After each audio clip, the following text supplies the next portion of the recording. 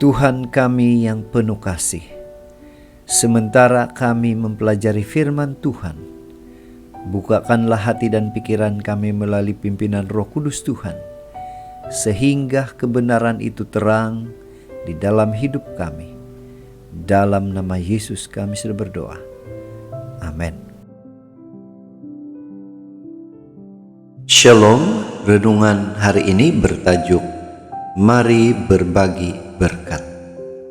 Mengapa dan bagaimana kita boleh melakukan itu? Firman Tuhan di dalam Kisah Para Rasul 4 ayat 34 sehingga 35 mengatakan, sebab tidak ada seorang pun yang berkekurangan di antara mereka, karena semua orang yang mempunyai tanah atau rumah menjual kepunyaannya itu, dan hasil penjualan itu mereka bawa dan mereka letakkan di depan kaki rasul-rasul, lalu dibagi-bagikan kepada setiap orang sesuai dengan keperluannya. Saudara, bacaan kita di dalam Kisah Para Rasul ini pasal yang keempat ayat 32 sehingga pasal yang kelima ayat yang ke-11. Ini merupakan cerita atau cara hidup pengikut-pengikut Yesus pada mula-mulanya. Mereka sehati dan sepikir. Apa yang mereka lakukan?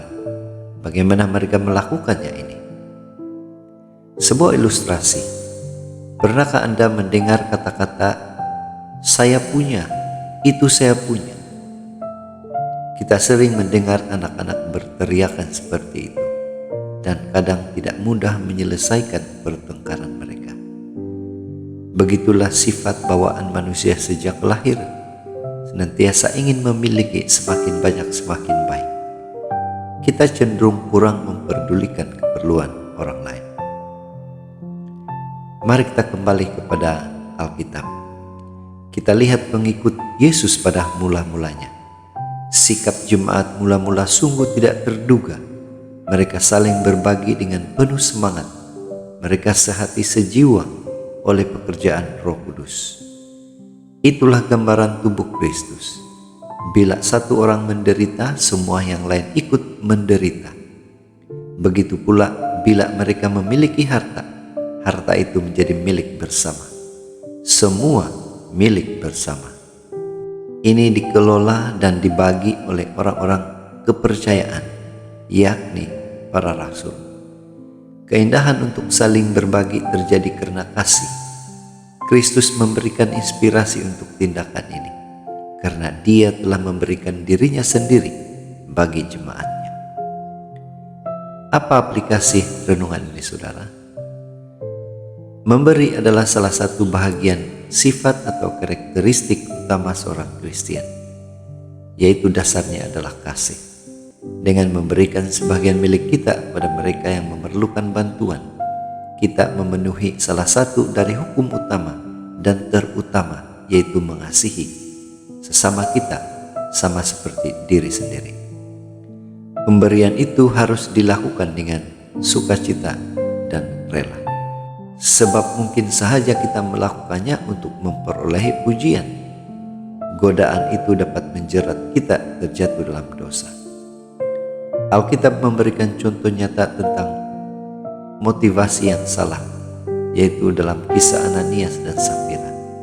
Dan kita tahu akibatnya dahsyat, bukan? Oleh sebab itu, pagi ini marilah kita menguji diri kita. Adakah kita juga sedang mengembangkan gaya hidup berbagi? Jika iya, teruskan. Jika belum, marilah kita menjadi berkat juga pada orang lain, karena tabiat yang penuh kasih ini pasti akan menginspirasikan dan mendorong kita untuk berbagi. Inilah doa dan harapan kita, dan mari kita selalu bersyukur kepada Tuhan, karena Tuhan memberikan kesempatan kepada kita untuk berbagi berkat juga kepada orang yang memerlukan. Mari tetap setia, tetap semangat, tetap positif di dalam melayani dan menjadi saluran berkat pada orang lain. Tuhan memberkati.